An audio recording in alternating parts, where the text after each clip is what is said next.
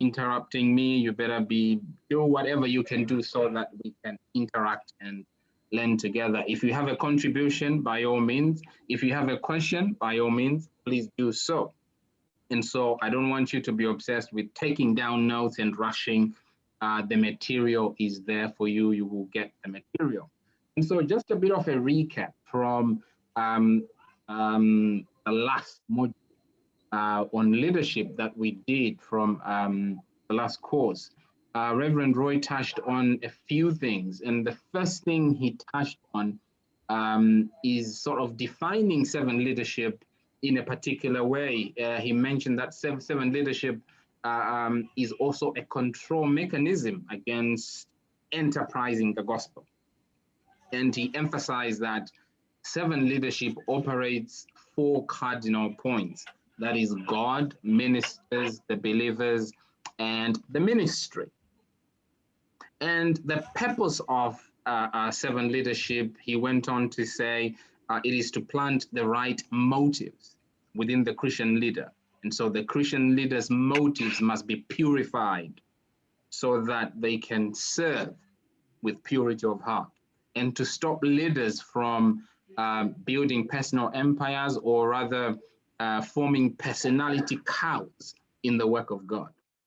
And so the emphasis on that course was that we are only stewards. We are not owners of the church. We are not owners of the work, but we have been entrusted by God to steward this particular work. I'm not sure if there's anyone with any other recap. If you've got any other recap, you can just paste it on the message board, or we can actually interact. You can just raise your hand. We can also do a recap. And so that's just a bit of what we touched on in the last module. In this particular module, now this is called the laws of servant leadership. The laws of servant leadership. And we are going to touch on five laws of servant leadership. 5 laws of servant leadership. And I'm going just to remind you that we have all the material for you. Now, there are various types of leaderships that we have in the secular setting and even in the church setting. There are all sorts of types that we have: transformational leadership, we have autocratic leadership, we have strategic leadership, bureaucratic leadership, democratic leadership. There are various types of leadership that we find in the secular setting and even in the kingdom setting as well. But most leadership styles in the secular setting, they center on the leader's use of power, leader's use of strategy, leader's use of authority to influence people towards a particular goal. And so if you're acquainted with leadership styles in the secular setting, this is what they generally tend to focus on. They focus on the leader's sort of power to wield authority, or to use authority, or to use strategies, to use some sort of power to influence people, whether to manipulate or just to turn people towards a particular shared goal or just a common vision. But slowly now, if you are acquainted with leadership studies, very slowly we are now moving towards a transformational leadership style, rather than a dictatorial or autocratic, where people just dictate things to you, or where people use simply authority, where people want to stamp their authority, where people have to remind you that, excuse me, I'm the chairperson here. And then they use that in order to bring about the sort of results that they desire. But we have been noticing sort of from the 2000s coming onwards, another dimension of transformational leadership. And this is where we place servant leadership. Servant leadership belongs to a category of leadership that is called transformational leadership. And so we just want to place servant leadership within the whole spectrum, the whole sort of subject of leadership. And so we can identify servant leadership within the trajectory, within the subtopic of transformational leadership. And this is a recent phenomenon. This is not something that was always there.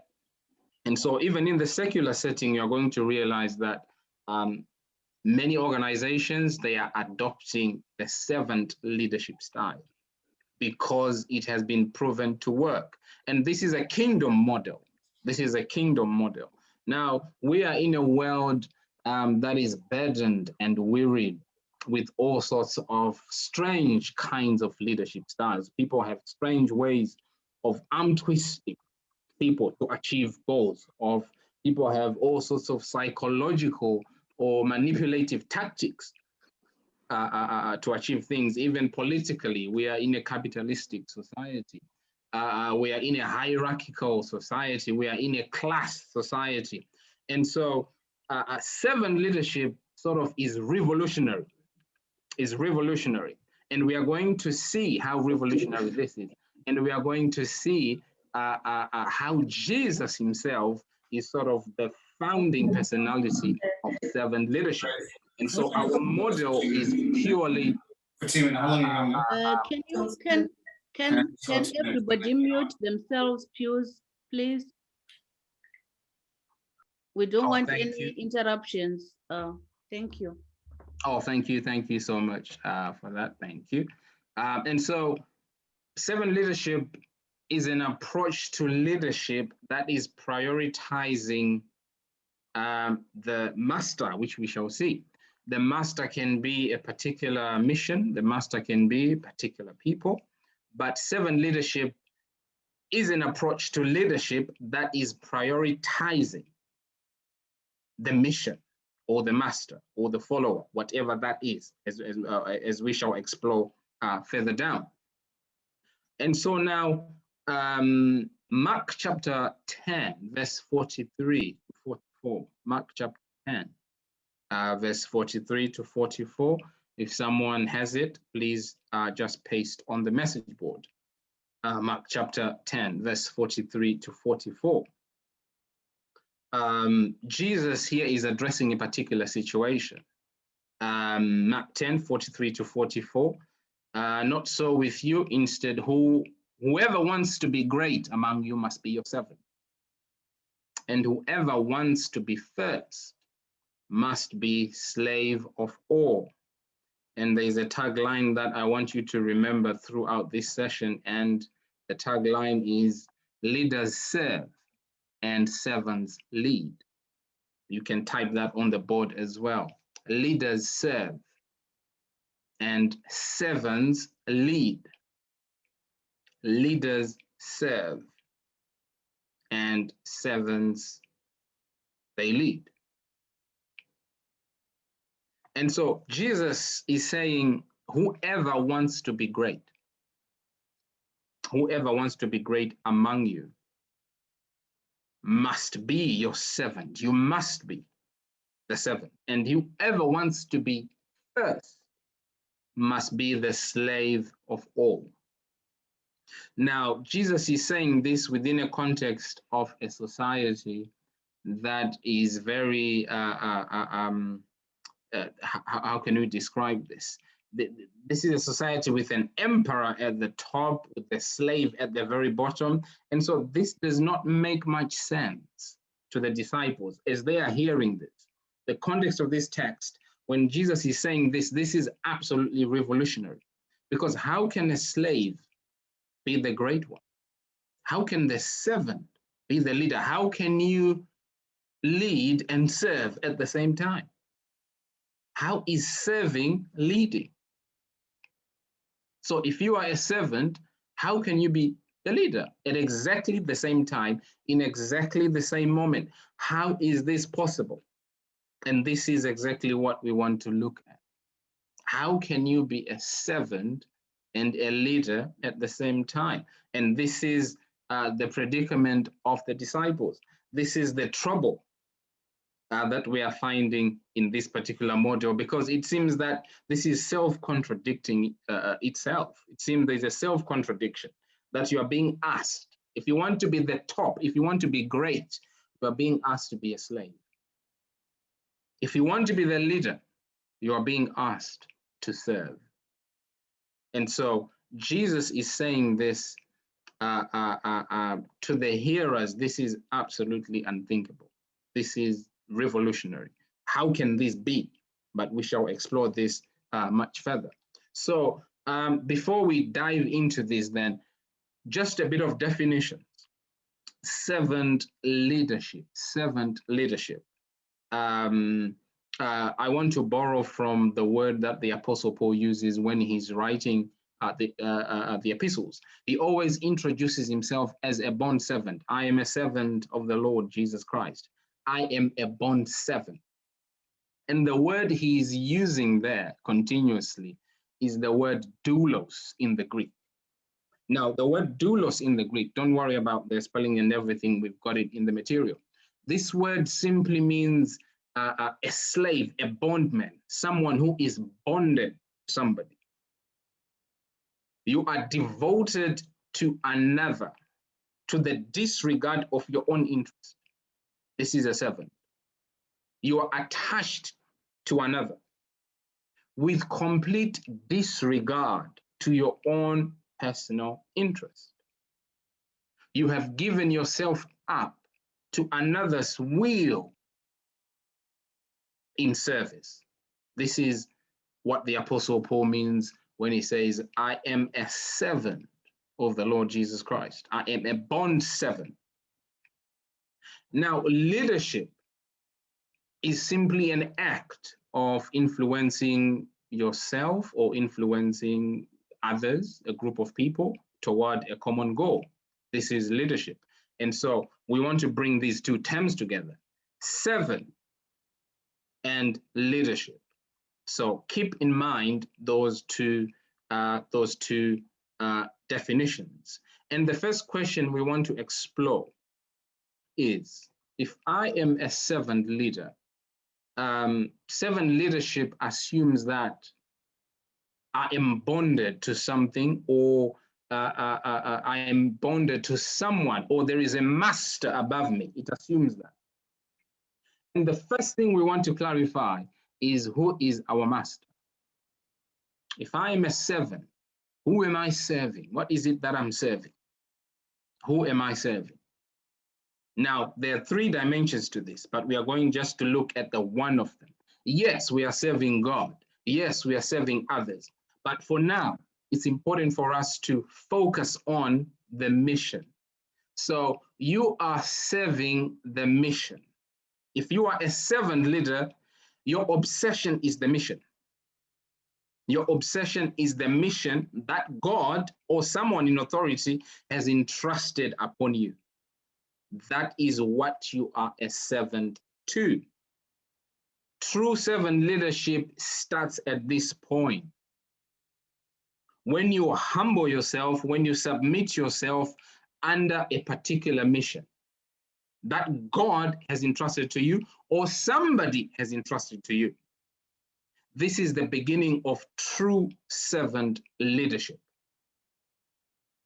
This is the beginning of true servant leadership. And so a servant leader is somebody who is serving the mission, no matter what the mission is. You have submitted yourself under a particular mission.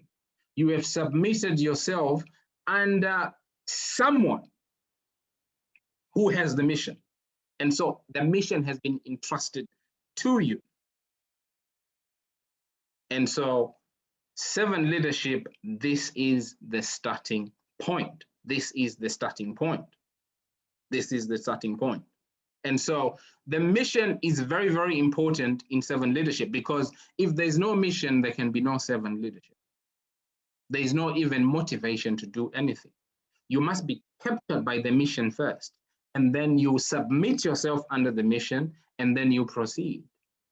Now, the end goal of the mission is what we call normally the vision.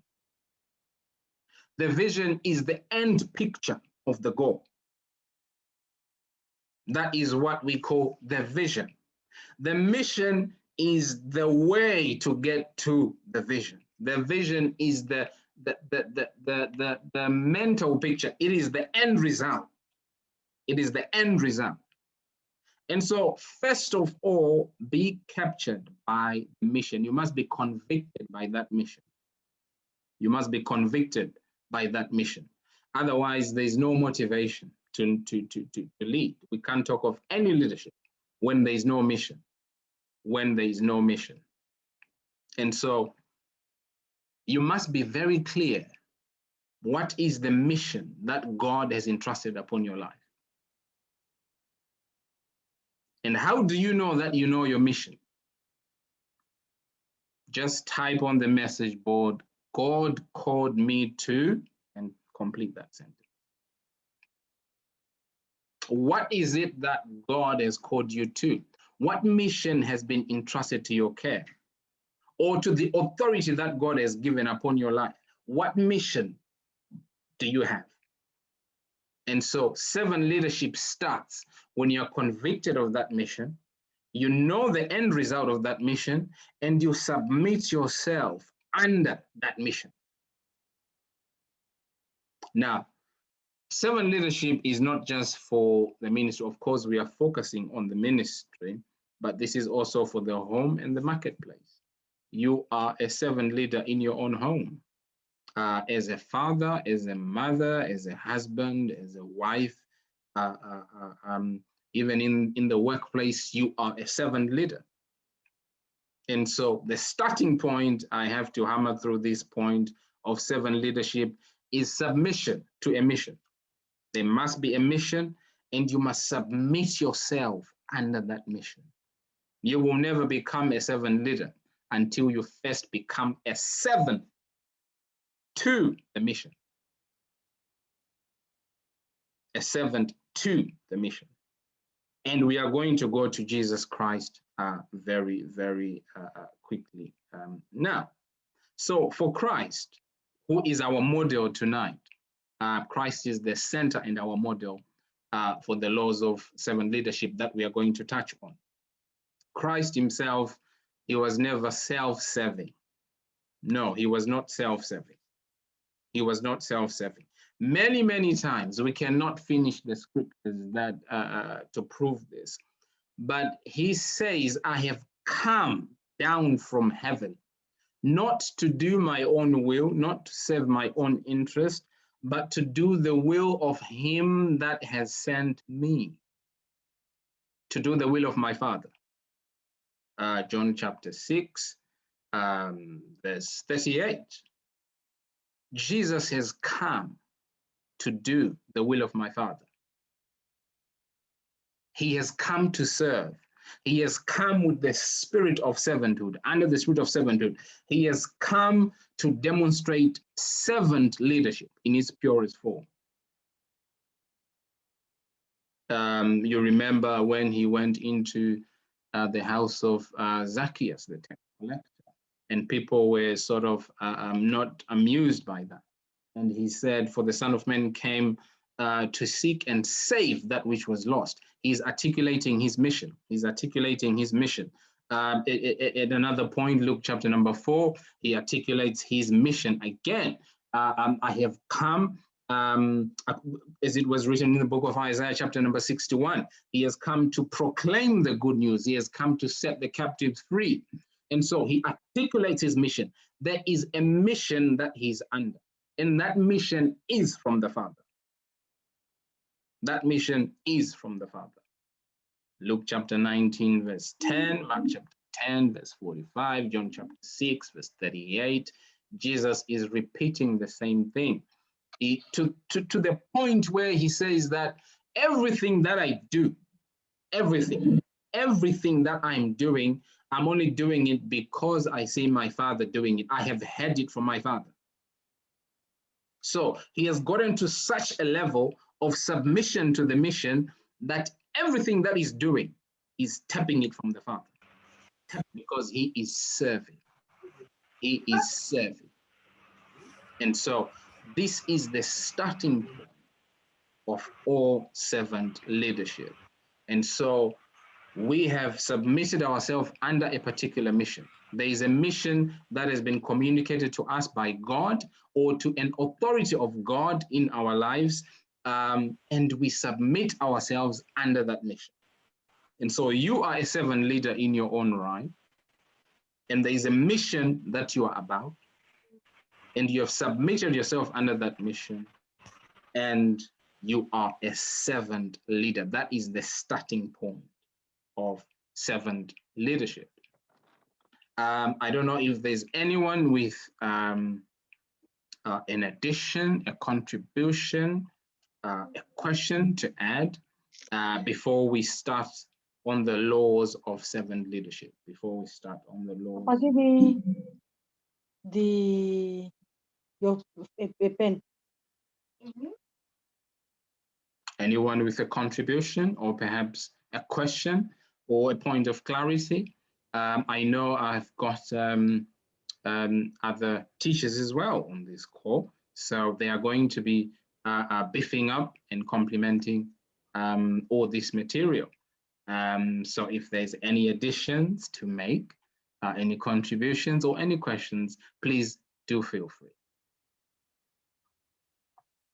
Yeah, I think we started on a very good note, like the explanation of for there to be a servant, there must be a mission which you submit to. And that one really, I feel is very powerful, because when you are submitting to the mission, you don't feel compelled like you are submitting to the pastor or to anyone else. You know that you want to see this vision move. So I think that gives more motivation and more energy, and you are not concerned about what other people are doing. You are focusing on seeing this vision being pushed forward. So for me, I really liked that one, and it's really powerful. Yeah. Oh, thank you so much, Prophetess. Yeah. Thank you. So it really takes us away from. Oh, somebody wants to say something? Yes, and maybe to just add on to the kind of motivation that is there is not external, it's within you. Yeah. Because you have submitted yourself. You've not been submitted by somebody else. And so it is because you feel you have embraced it. And so you want to move and make sure that you succeed. And so your goal is to get to the vision itself.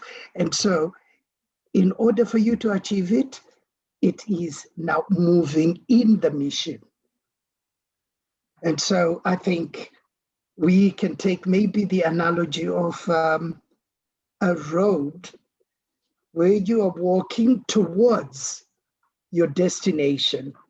And so the vision is the destination, and the mission is the road that you walk in order to get to your vision. Thank you.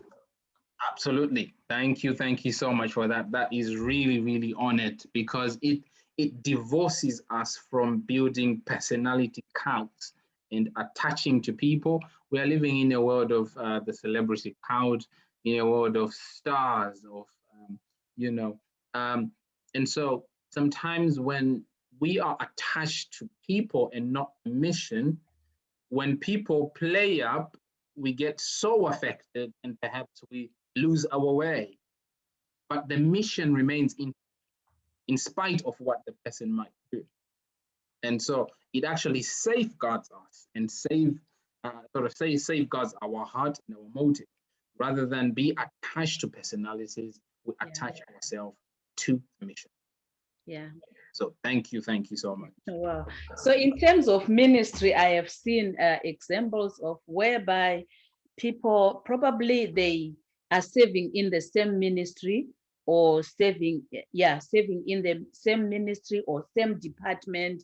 And if you have caught the vision, you are not, even if you started together, you are not concerned whether the other one has dropped, dropped off or decided to change their mind and go somewhere else. If you caught it, you will stick to it and you will run with it, because then it kind of weighs our hearts as well, our intentions to the mission. Are you there for people, or are you there because you have actually got the vision, you've got the mission? Yeah. That's really powerful, because when we get to turbulent times, it is probably then that our motives get exposed and also our motives get purified. Because when we go through the furnace of trying times, whether in our mission, whatever mission that is, in our group, in our circle, in our ministry, when you go through turbulent times, it is through those times that, oh yeah, somebody wants to say something. Yeah, we can hear you. Oh, did somebody want to say something? No, just carry on. Okay. Yeah, so purity of motives. Purity of motives, very, very important when it comes to servant leadership. The Lord wants our motives to be purified. Now we want to go on to the 5 laws of servant leadership. 5 laws of servant leadership. Law number 1. This is the law of humility. The law of humility. The law of humility. This is Luke chapter 14, verse 7 to 11. And this is a story, a common story. A man goes to the banquet. Jesus is saying that when you go to the banquet, when you arrive, do not go straight to the high table. Place yourself right at the back. And when the host, when the owners of the banquet actually come, they can then say to you, well, you can go to the high table. And he says it will actually save you the embarrassment, because if you rush to the high table, the owners come and you actually be removed from the seat because there's somebody who is more important than you who has arrived. And so when you arrive, place yourself at the very back. Place yourself at the very back. Servant leaders trust that the host will choose those he wants to the high table. And so a servant leader has not come here for the high table. A servant leader has not come here for recognition. A servant leader has come here for service. And so a servant leader humbles themselves to the mission that has been entrusted upon them. And it is God that exalts them. It is not man that exalts them. It is God that rewards them. It is not man that rewards them. And so the focus is on God rewarding, who is the owner of the work, who is the owner of the mission. And so the recognition comes from God. I know we are in a day where praises, a lot of praises, a lot of honor, a lot of recognition. And naturally, human nature craves recognition, craves validation from people. But a servant leader must be purified to such a point that their validation in their recognition, they value validation and recognition from God and not from people. And that will save them from a lot of bitterness. That is why some that serve are the most bitter of all. People that serve a lot, some of them are the most bitter. Why? Because they don't feel recognized. They don't feel appreciated. They don't feel that they have been seen. Of course, they must be appreciated and recognized, but recognition in terms of ultimate and final recognition comes from God, not from men. And so the first law, take your way to the back. And again, we mentioned that there is sort of like a tension in this term, servant leadership. This is sort of a downward path to greatness, which again is a self-contradiction, because Jesus is saying the path to greatness is downward, not upward. If you humble yourself, he's going to lift you up. It seems he has an affinity. He cannot resist humility. If somebody humbles themselves, God gives grace to the humble. He gives power to the humble. And so if I humble myself before him, God then lifts me up. But if I lift myself up, there might be shame and embarrassment coming for me. And so Jesus lived the humility that he taught. He's not just talking about humility. He's not just saying, oh, I've come to serve, and he did not live it. Jesus himself lived this humility. Philippians chapter 2, verse 3 to 4. Philippians chapter 2, verse 3 to 4. This is the height of humility. For Christ to empty himself and come and be a human being, that is an act of humility that is probably unmatched. To put on flesh, to live the heights of glory and to put on flesh. And so the first law is the law of humility. The first law is the law of humility. Does anyone have any question or anything to add on the law of humility?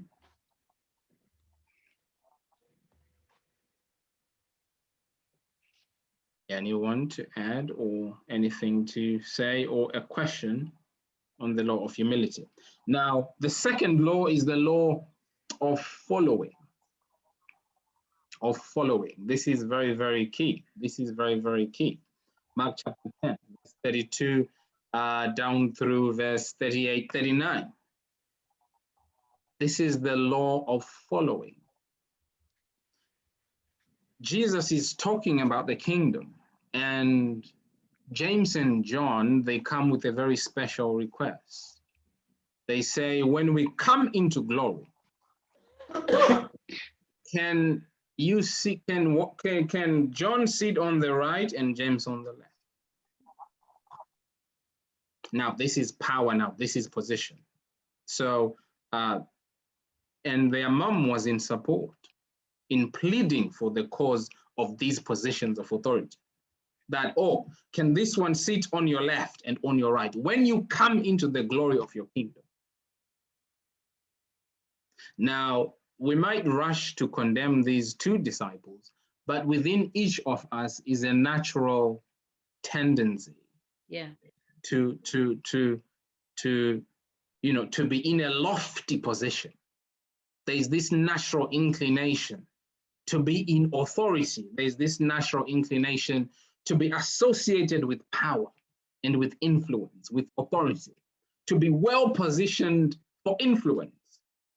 It is a natural inclination within each and every one of us that I want to be in a position of authority. I want to be in a position of power. And James and John come and they say, well, one of us should be on your left and one of us should be on your right.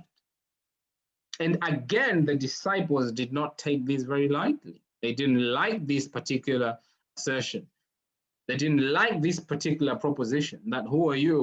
Why do you want to sit on the master's right and on the left? And so already arguments have broken out within the camp, within the ministry.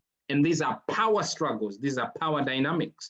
And we see this every day, not just in the ministry, but in our homes, in the workplace. We see these power struggles coming into play. But Jesus gets this opportunity to actually teach servant leadership. He takes it as an opportunity to say servant leaders, they follow the mission rather than seek a position. Servant leaders are not obsessed about the position. Their obsession is the mission. And so they are following Christ. They are not following a position.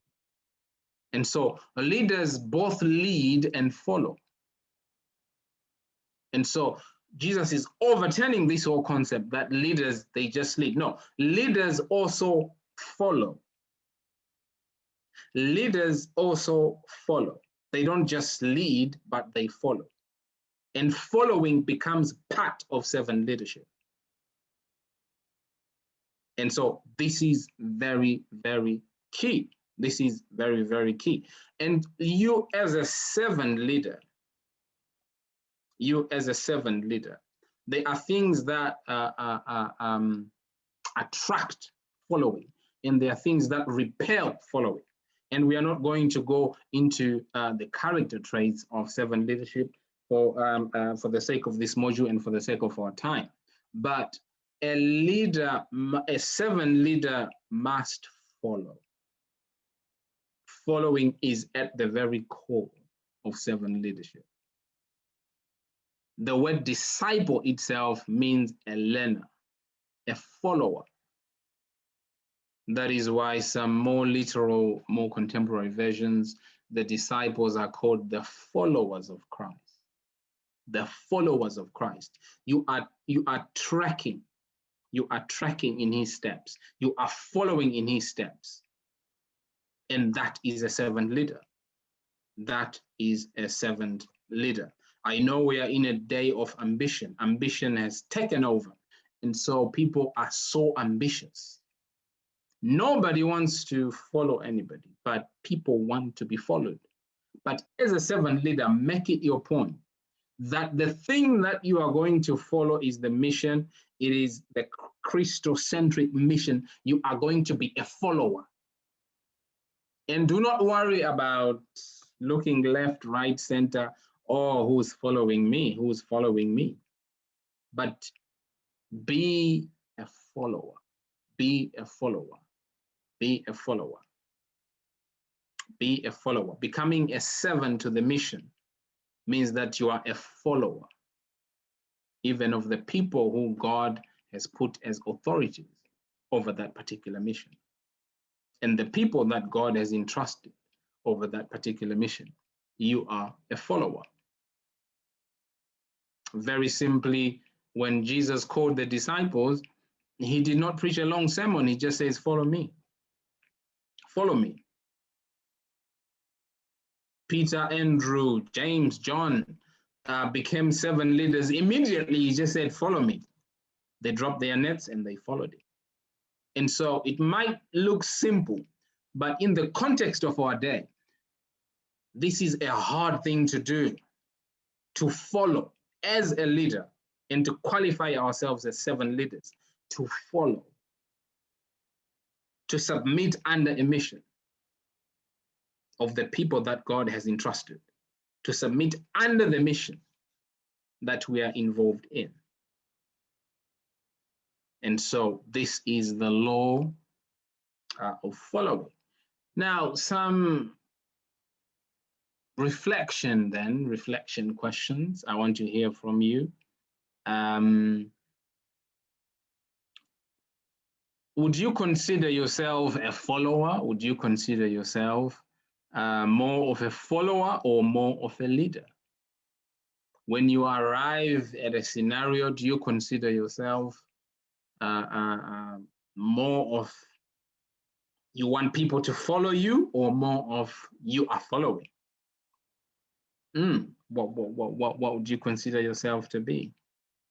Have you been accused of any ulterior agenda? Like, have you ever been accused of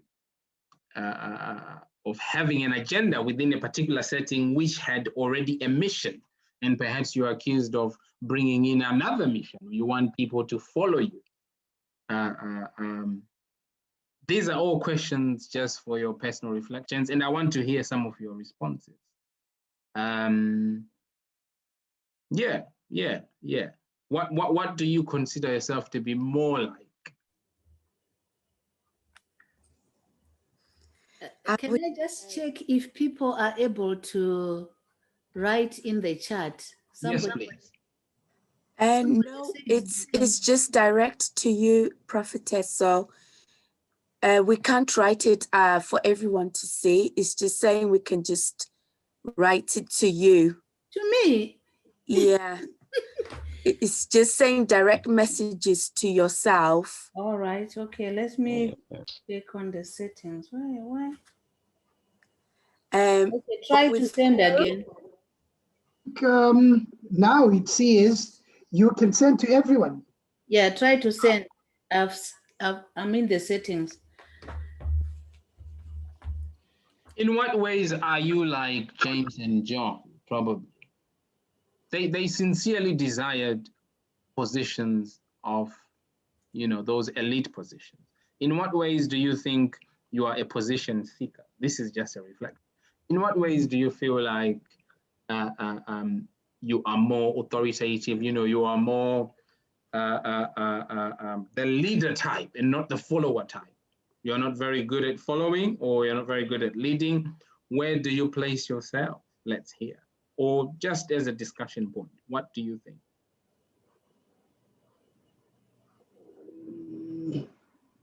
I would love to think that I'm a follower. That's what I would love to think, because where I think where there is a vision that is clear, and for me in particular, it's anything to do with the gospel of Christ.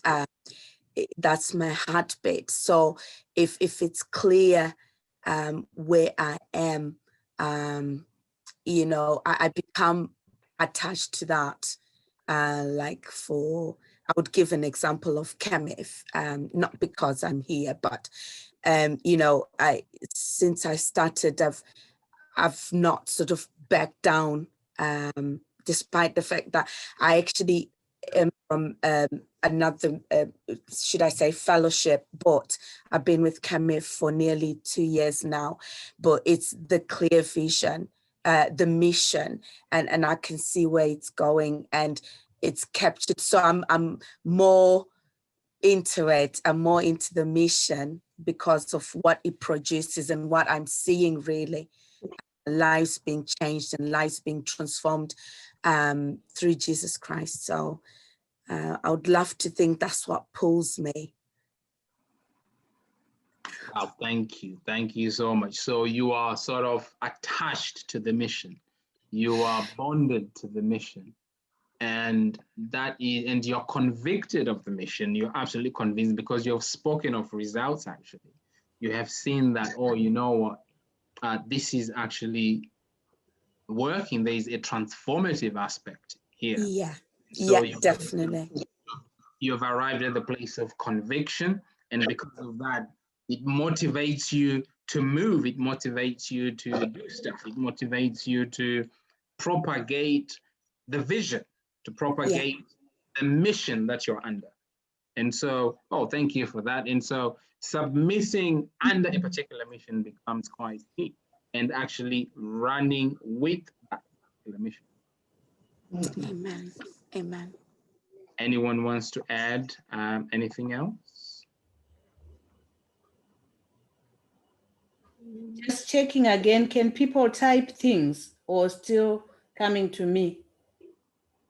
If it's coming to me, you can still type. I can read it out. I think it's okay. Yeah. Yeah, it's absolutely fine. Yeah, so you can still type and we can hear them through as well. We want to move on to law number 3. Law number 3. This is the laws of servant leadership. And this is the law of servanthood. This is the law of servanthood. Slightly different. These laws might appear the same, but they are slightly different. Mark chapter 10, verse 45 again. And we also are touching on Matthew chapter number 20, verse 26, 27. Same settings here.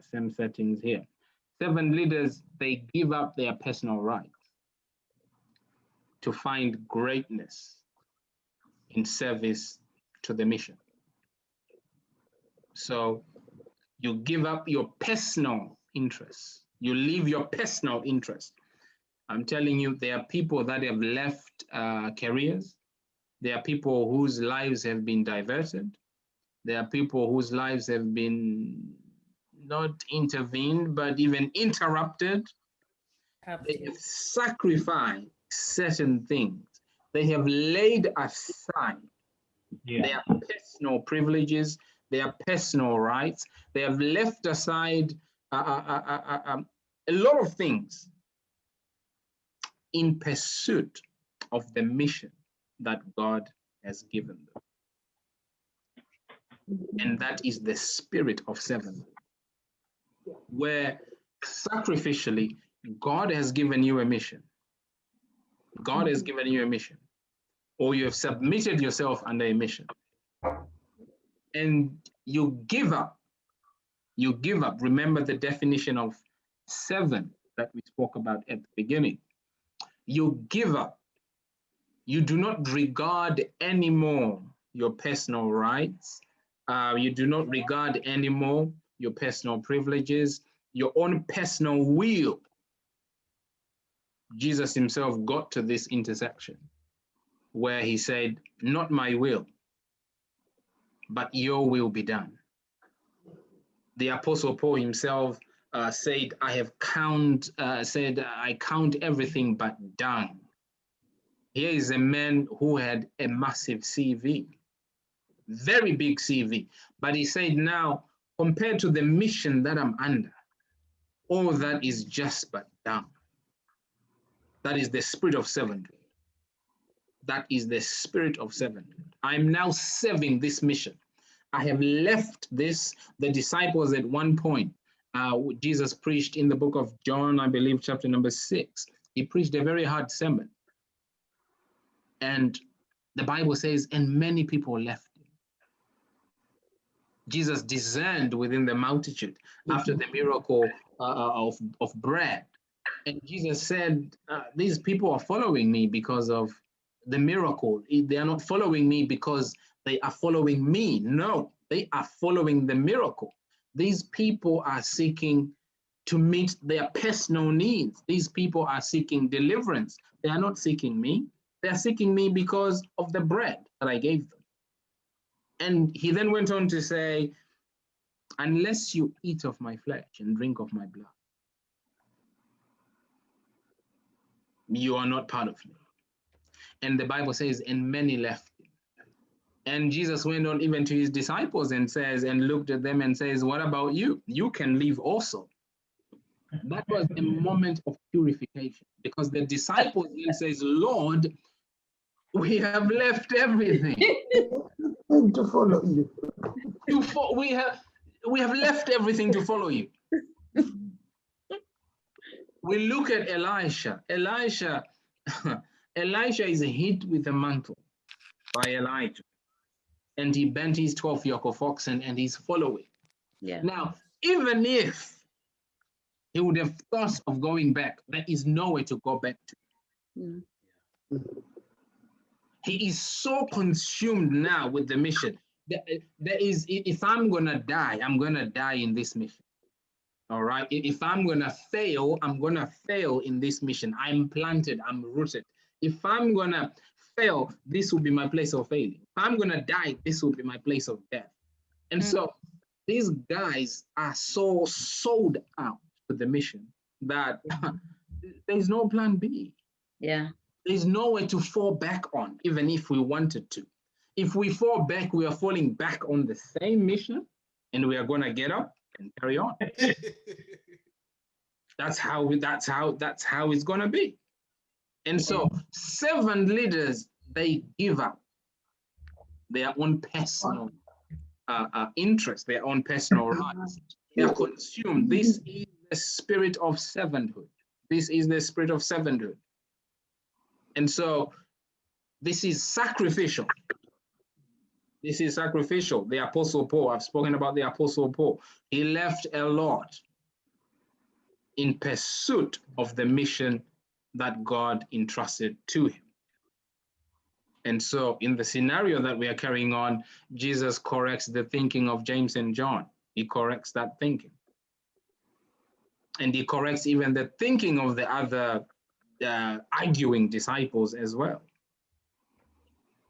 And so the law of servanthood is key, because if someone does not have the spirit of servanthood, they are going to be caught betwixt two.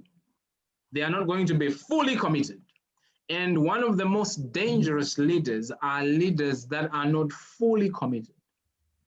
They have one leg in, they have one leg out. Yeah. They have a backup plan. They're just trying out this thing. Let's see. Let's see how this thing will go. And then perhaps a bit later on, I can fully commit. Let's see. And so there's this half-hearted approach to leadership. Why? Because the spirit of servanthood is not yet present within this particular person. Whoever wants to be great must be your servant. Whoever wants to be first must be your slave. This is the principle of Christ. The spirit of servanthood. You must be willing to serve. Not just to serve, but at the expense of yourself and your own personal will. Somebody said, if there's clarity in the vision, it becomes easy to follow. If there's clarity in the vision, it becomes easy to follow. And that takes us back to the beginning of servant leadership, where we spoke about the mission. If the mission is not clear, we cannot even talk about servant leadership because you have nowhere to go. You're going nowhere, and you're going nowhere very quickly. And so if there's no clarity in the mission, you have nothing to pursue, you have nothing to motivate you. There's no motivation, there's no pursuit. You're going nowhere because there is no clarity in the particular mission. And so as a servant leader yourself, you have to make sure that you have clarified the mission to your group, to your circle. You have clarified the mission in no uncertain terms, that you become truthful. Jesus himself clarified the mission. And by clarifying the mission, he got rid of people who were not part of the mission. Because Jesus started to say some very strange things about his mission, which if really you are half-hearted, you will think twice. Because he said it himself that I have come to die. That's what I've come to do. I'm going to die. He told his disciples, and this is a powerful principle for the servant leader. You have to be truthful. You have to be very real that, ladies and gentlemen, this is the situation. The real situation. And Jesus did not shy away. And there was so much clarity in that mission. And there was so much clarity in that vision. And so thank you so much for that contribution. And so we want to move on. And so this paradox continually confused the disciples, because this is a paradoxical sort of style of leadership. Because at one point you are a servant and then you are a leader again. You are meek and yet you're in control. You have no formal education, but you are teaching with great authority. So there is a tension within this style of leadership. Now, it doesn't mean you are weak. No. You are a follower, but you possess boldness at the same time. You are a bold individual. You possess initiative at the same time. And so servant leadership is not about being weak. It's not about being low self-esteem. It's not about being all these negative aspects. No. Jesus himself, the man who is talking about humility, at one point he whipped people out of the temple. Now, servant leadership is about discerning the moment and doing what's required for the moment. And so that is why we see this paradoxical style of leadership within Christ. Gentle as a lamb, but yet courageous as a lion. This is one person. You are gentle as a lamb. This is your character. But a situation will arise where the lion in you must roar. You are yielding, yet you are aggressive when you are cornered by some sort of unholy injustice. And so, servant leadership, this is a tag of a paradox that we are dealing with. And it is the Spirit of God that will help you to discern the moment so that you are not acting randomly or in an erratic way. And so this is the image of leadership that Jesus himself is portraying.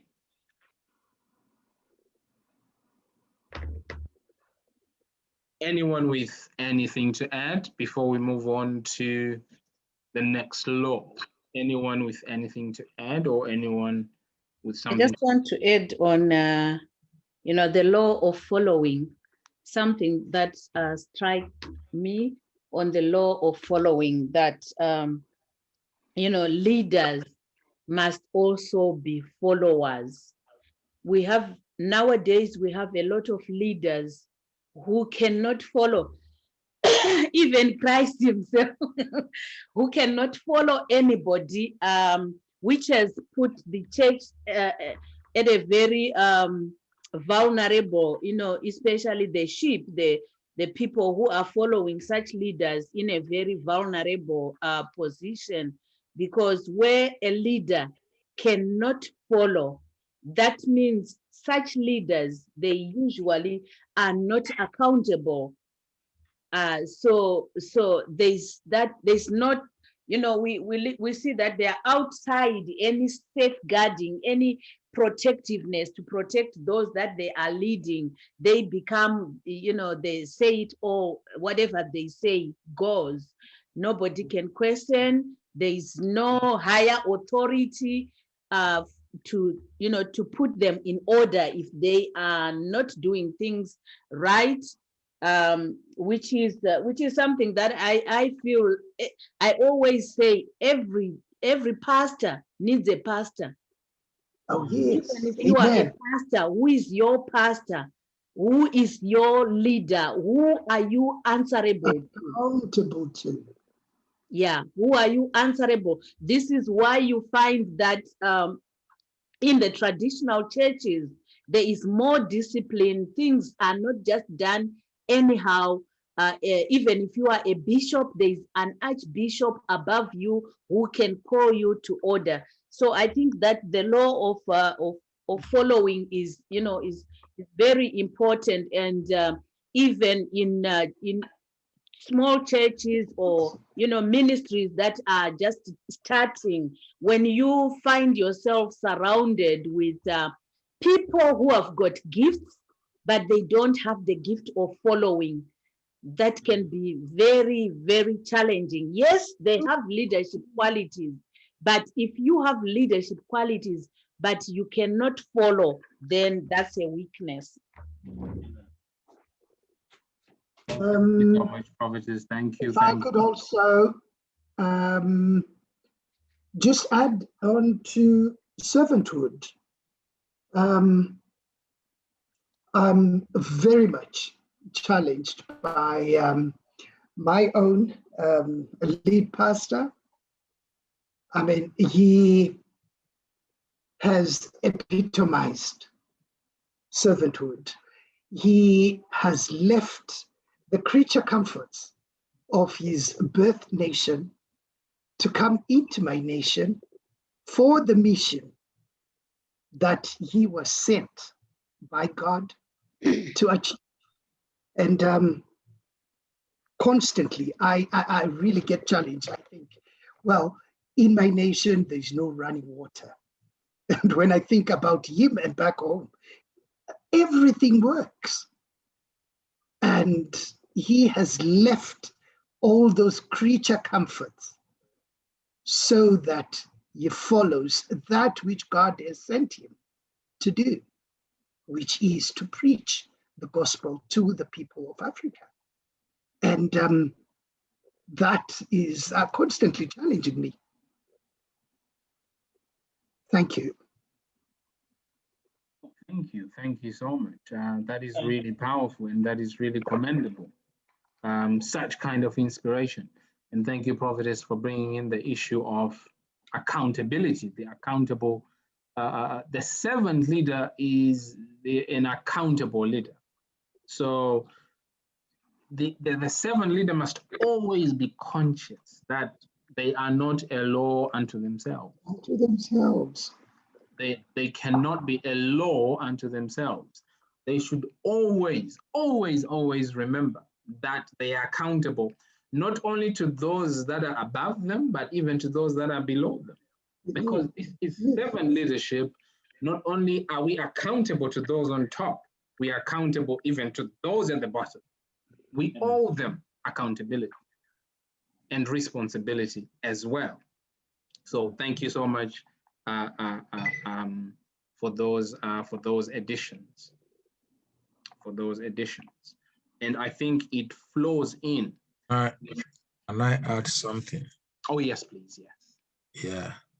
From the point of view that the prophetess have raised, I would say that it takes a humble person to want to be accountable to someone. If you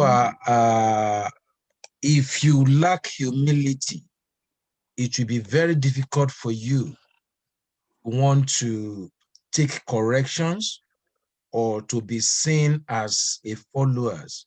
And that is why today, in the world of today, we see so many men and women of God, they arrogate that power so much to themselves that their followers see them as God. You know, whatever they say is final. If any decision is to be taken first, either in their home or anything, they first have to go and see Papa. But who is Papa accountable to? No one. And why? Because of arrogance. Like Jesus Christ said it in the Bible, I think it was in the book of Matthew, if I'm right. He says, who is the greatest in the kingdom of heaven? You know, whoever humbles himself. If you fail to humble yourself, you cannot be a good leader. You cannot, no matter how good you might be in speaking in tongues, in, in doing miracles and all sorts of things, one thing that God looks at is your heart. How humble are you towards him and towards the people around you? So, but in the world of today, God, it's only God that can help us. We all see what is happening in the world. So many men and women of God, they've lost that focus. They've seen themselves as next to God. They don't like, if you are a church member, you can't approach them. You can imagine, you have a pastor that you can't approach. You have a leader that you can't approach, to be able to open your mind to. And that person will see you with an empathy, putting putting you in, putting himself in the position of what you have come to discuss with them. So I feel that if there is anyone that actually wants to carry his or her cross and genuinely follows Christ, this is not just about preaching the word or writing or going on social media. This is about you and God. If you genuinely want to follow God, you need to humble yourself. You need to humble yourself and try to see that and know that, no, even if you don't have anyone you have been accountable to, within you, you know you are accountable to God, and that whatever you do in this earthly flesh, you will surely give an account of it one day. But if that fear is not there, I'm so sorry, we will just keep saying, going around in circle. So what Brother Joe is trying to let us know today here I think humility is very, very key, is a key thing if you genuinely want to be a follower of Christ. Or if you are an arrogant person, because people will definitely see it in you. Your church member will see it in you. You might not be able to talk. You might not be able to say it. But when they leave, they will say, oh, don't mind that mama. She's too full of herself.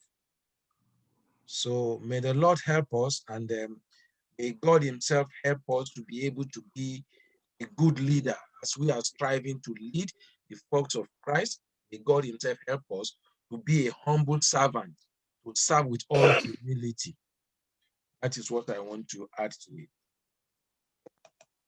Wow, thank you. Thank you so much for that addition, Pastor. Yeah. We are living in a do not judge me kind of generation. In a do not judge me.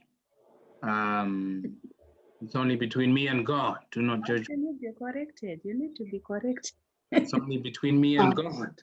And so never is just between you and God, and there is no authority that you are accountable to. There is no individual, there is no personality that you can be accountable to. Yes, it's not good. You know who I am. Yeah. So in fact, if there are any pastors here, you know, if you are not accountable to anybody, that's not good. There are organizations now where you can be part of. We are part of the Apostolic Pastoral Congress, headed by Archbishop Doye Agama. So if I'm doing anything that is not right here and it goes there, I can be called to order. If I start asking people to drink paraffin, I'll be called to order. So you need to find leadership that you can associate with. It does not have to be an organization, even if it is, you know, somebody who you respect, a mentor or someone like that. You know, you can't just be a solitary soldier, no.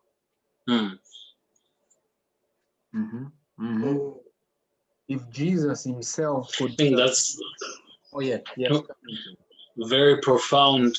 It ties in. I think there was a module on the last course, and there was a quotation from a theologian who says that this idea of Christianity in isolation is a contradiction to the ideology. There's no such thing as a Christianity that says, don't judge me. You are called to a body. And man of God, from your presentation so far, I just caught, I thought this was profound when you pointed out the dichotomous relationship between serving and leading. So when you said leaders serve and servants lead. So I think that last part is often negated as well. We often think, okay, this role is for the leaders. Maybe you don't have a title, maybe you don't operate in an office yet, but you are still called to lead, even as a servant. Yes. I thought that was powerful. Yeah. Absolutely. Well, thank you so much, Doc. Thank you so much. If Jesus could submit himself under John's baptism, surely he's God. He can bypass that. We can sort it out. He's God.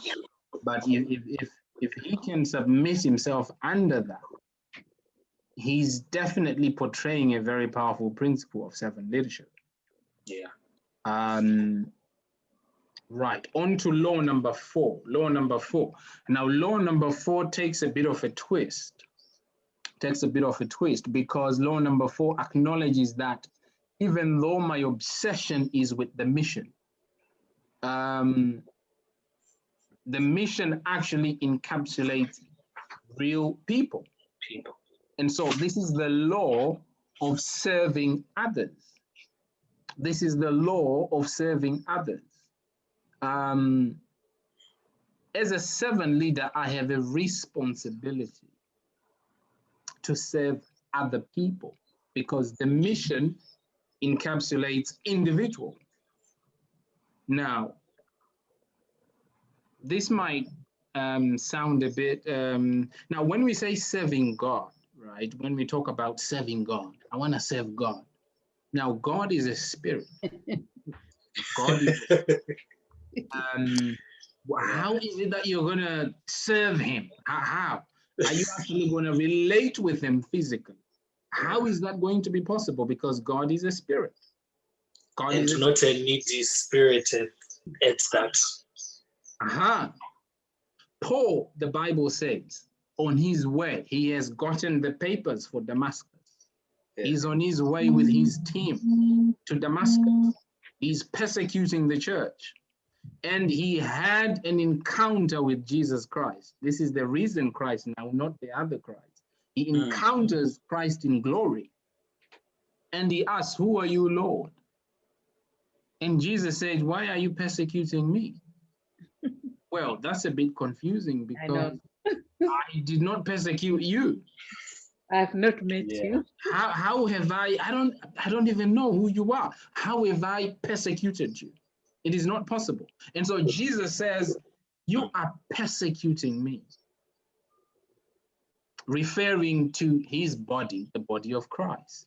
Amen. And so the apostle, this is Saul, he is persecuting real people, real individuals in real cities, but by so doing, he's persecuting Christ. Christ himself says on the last day that many will come to me and they will say, "Lord, Lord, have we not done this in your name?" And he will say, "I never knew you." They will say, "Lord, Lord." The implication of that double reference and double imploring is that these are very sincere people. Yeah. These are people that are actually crying out to say, "Lord, Lord," but where did we see you hungry? Where did we see you naked? Where did we see you struggling? Where? Where? And Jesus says, "Actually, I don't know you, you workers of iniquity."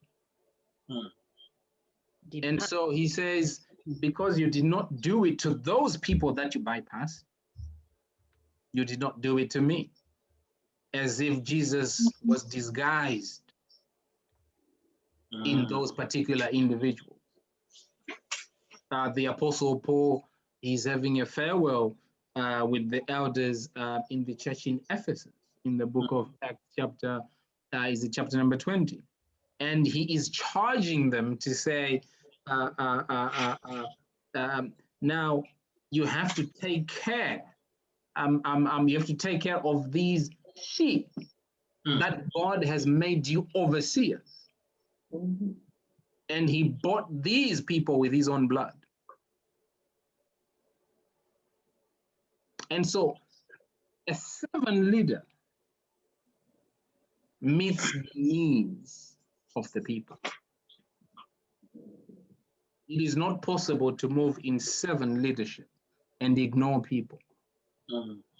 It is not possible. It is not possible. Jesus himself on that, is it John chapter 13, verse 4 to 11? Jesus on the Passover meal. Much is talked about the actual meal, but we don't talk much about him taking the towel and the wash basin and wash the feet. But we talk about but not the washing of the feet, because it does not fit very well. It is not a good preaching point, and not only it is not a good practical and living point, because, well, Jesus is the leader here. How come he's now washing? I thought it's meant to be the other way. The disciples are meant to minister to Jesus in washing his feet, washing everything. But Jesus is the one who is washing. He's the one who is washing. And so serving other people is a critical part in the servant leader. We cannot afford to ignore people. We cannot afford to bypass people. We cannot afford to step on people. We cannot afford to berate and look down on people. Yeah. Because that is the very reason people are at the center of the mission that we claim to be serving. Yes. And so it is not possible to treat people with a backhand and at the same time claim, I'm serving the Lord. Yeah. The Lord that we claim to be serving is going to deny us at the last day because he's saying, I never knew you. I never related with you. And so if we are so caught up with the ritual, with the spirituality, with perhaps religion, and we forget to minister to the needs of the people, then we've moved away from the servant leadership that Christ himself personified. And so people, meeting the needs of the people becomes critical to a servant leader.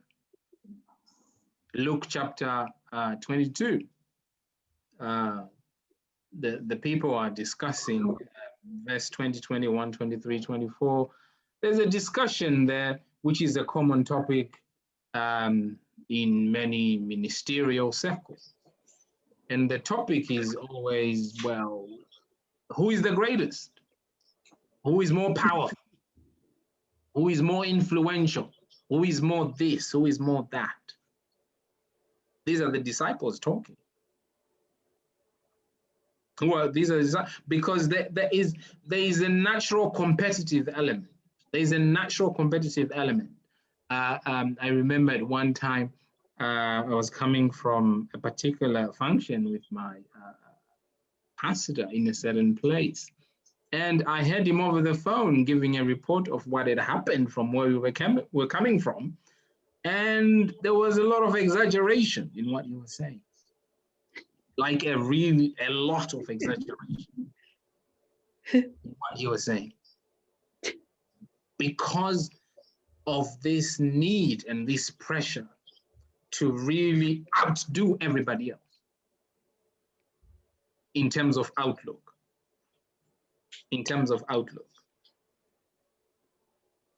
But the basin of water and the towel, perhaps this is time to get those materials out of the cupboard and make great use of them now,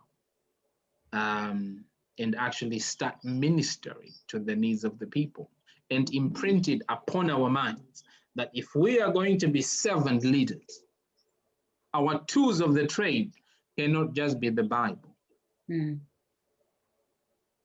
but it has to be the towel and the basin as well.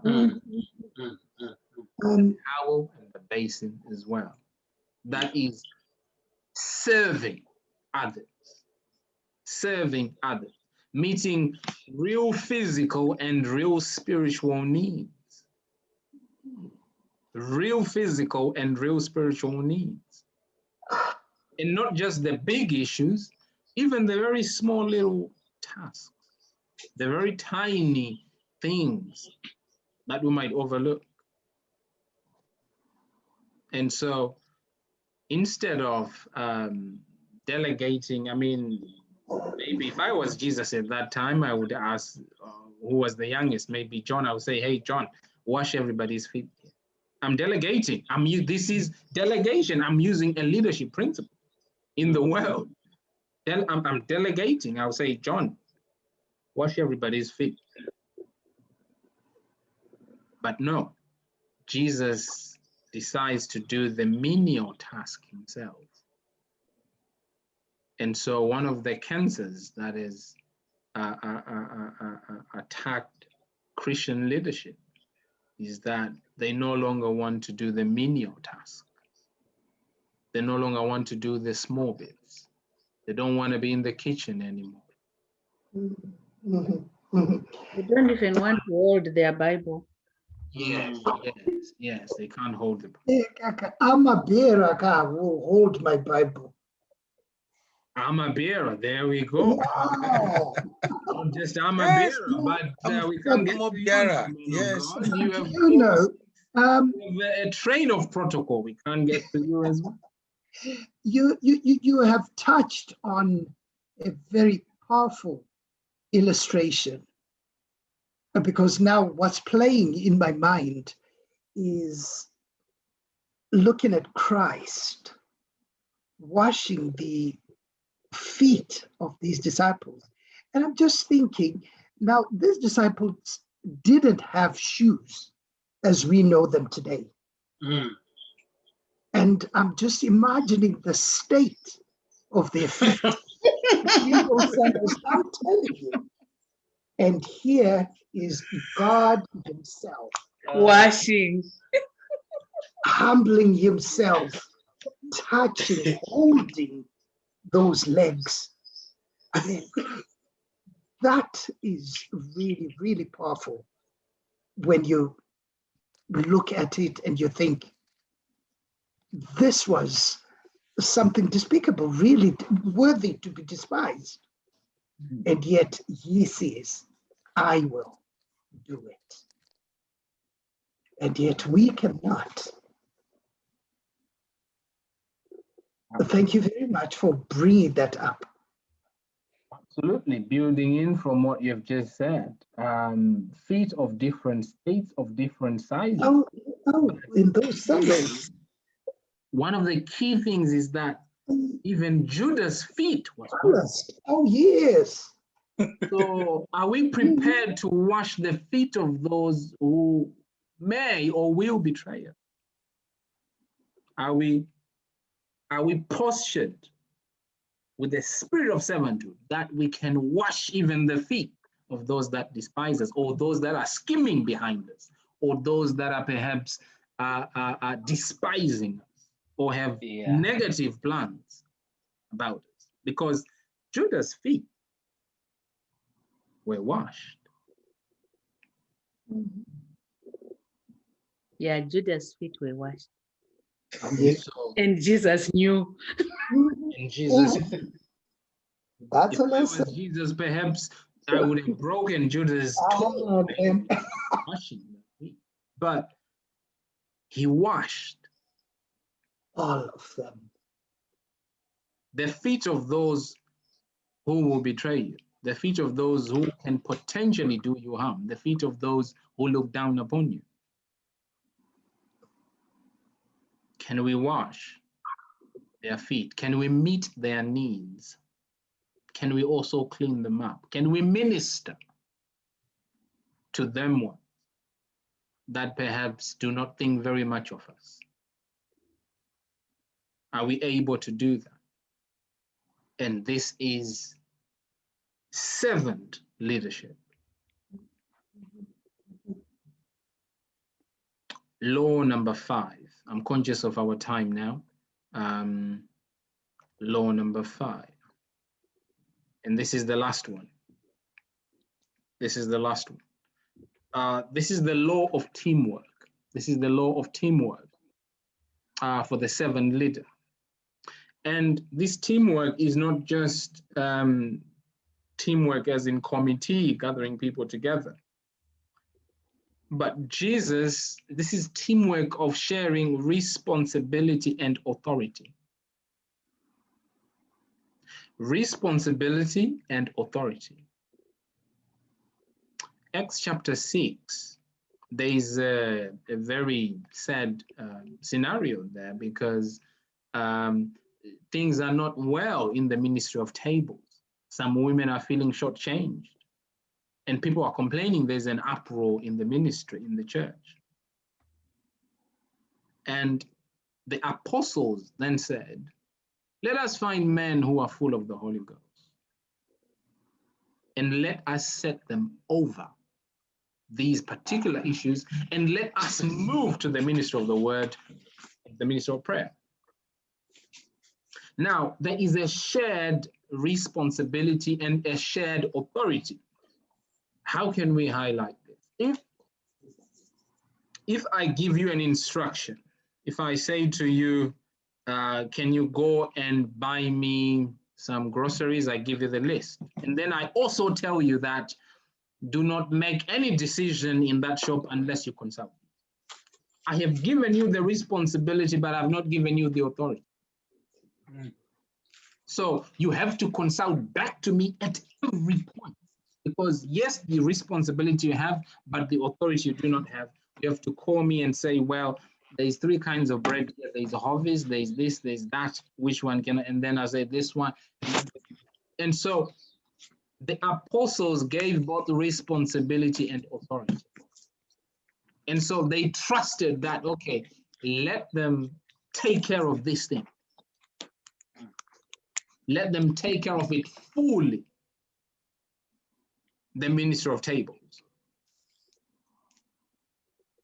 And so the disciples themselves, the apostles, they got it from Jesus Christ, because Jesus Christ himself said, I give you authority. I'm entrusting upon you. The thing that I was doing, you go ahead and do the same.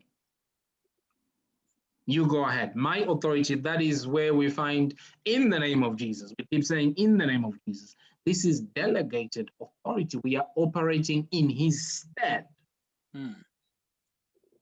And so 7 leadership, I'm able to cultivate or replicate myself and allow you as part of the team to do exactly the same. You are sold on to the mission. You've submitted under this vision. I have equipped you. Well, not only will I give you responsibility, I will give you the authority. This is a law of teamwork, where we are pairing responsibility with authority. This is the kind of teamwork that a leader does. Because the truth of the matter is, yes, we have been entrusted with a mission. We cannot complete that mission on our own. Be very careful of leaders that say, I work very well by myself. I'm telling you, you have to mark those kind of leaders. I work very well by myself. I'm a lone ranger. I do well, just me. In God's divine wisdom, this is the wisdom of God, that the way he has created the ministry, it is in so much that you are going to need me and I'm going to need you. Yeah. It is not possible that God has invested everything in you. It is not possible. No, it's not. God has created, because for this to be a body, God has created some things that I cannot meet, but you can meet, and this one can meet. Body of Christ. And so no one is self-sufficient. No one is all-sufficient by themselves. And so it takes humility again. Say, you know what? We need each other. We are connected by need. Without need, we can't connect. And so our deficiencies actually connect, because I can do something, you can do something, you can do something. And so our mission cannot be completed by one individual. And a 7 leader understands the power and the law of teamwork, of coming together as a team and actually entrusting things one to another and actually replicating ourselves. A 7 leader replicates themselves within that team, and recognizes the giftings of others, the callings of others, the wisdom of others, the contribution of others, because they are not the ultimate. They are not infallible. They recognize their deficiencies, they recognize their weakness. And so they understand that, you know what, I need you. Because the mission is beyond me. This is not something personal. The mission is actually bigger than me. And so I'm going to need you. And this is the law of teamwork. The law of teamwork. And so shared responsibility, shared authority.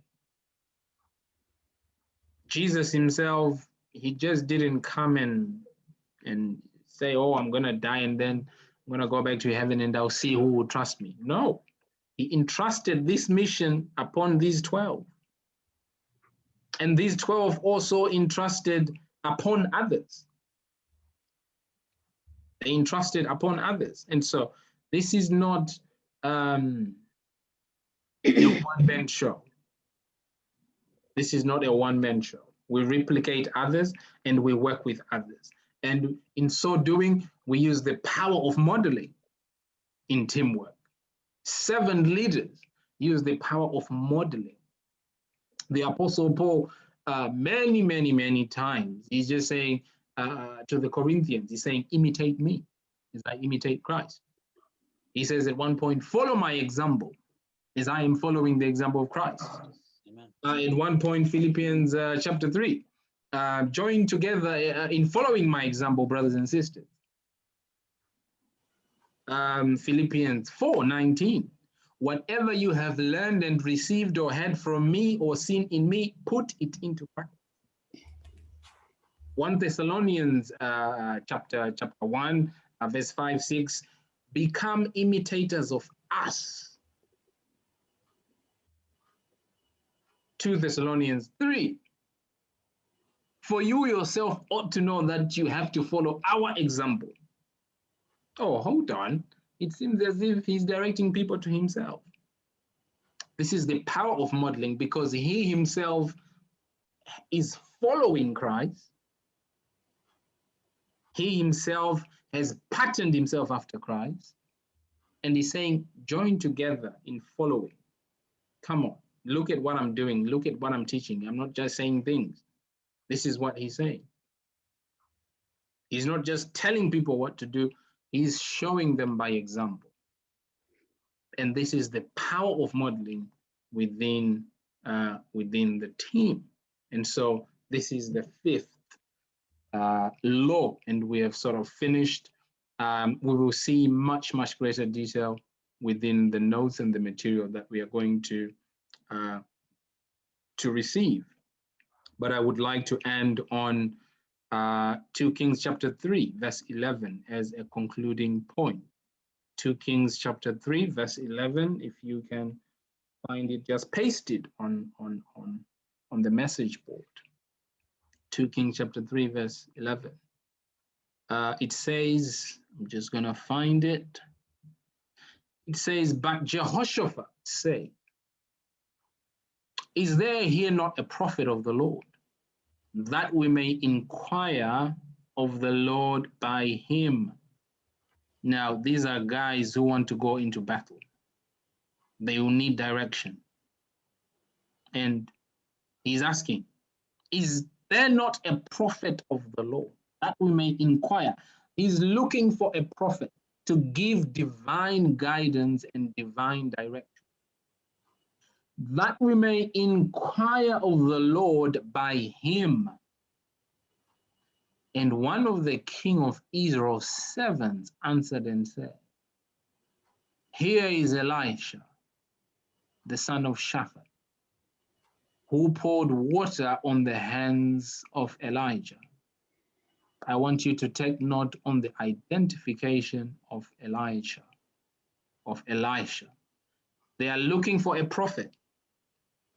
But the servant of the king says, here is Elisha.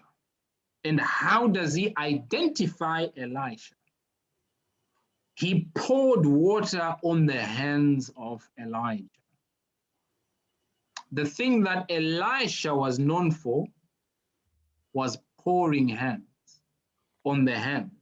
pouring water on the hands of Elijah. Yeah. This is servanthood personified. Now, I don't know much about this, but probably Dr. Brian can help me here. Now, Elisha was pouring water on the hands of Elijah. And now, in one day, now this is not just pouring water when somebody wants to eat. This is pouring of water even ceremonially. This is pouring of water also in cleansing. So in one day, we are not talking of pouring water just maybe twice. No, it could be many, many times he would pour water. And he is known for serving. They are looking for a prophet. But this is a man who is being identified by his service to the prophet of God. And he himself is now a prophet. And he used to pour water on the hands of Elisha. And so my admonition to the leaders here present is that let's get our towels and our washing basins out, and let's make them the main tools of our trade. Let those complement the other tools, but let's take them out from where we have laid them. Let's take those basins out. Let's take those washing towels out, and let's get to work. I think we can finish on this note, but any contributions, please, they're welcome. I've got a few, I'll send these to Dr. Brian, actually. I've got a few texts, a few books that I just want to throw to the class for some cursory reading. But yes, if there are any contributions, I think I will just tip over this time to Prophetess, please. Wow, thank you very much, Mr. Katsande. Thank you very much for that powerful teaching.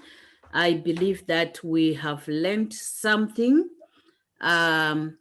If there is anyone with a burning question or comment, just 1 minute, we can give that, and then we can just pray and close. Whilst there's somebody with a question, please formulate your question. My recommended books, if you want to read around this subject, just to develop yourself further. Of course, we'll send the material and all the other bits, but for wider reading,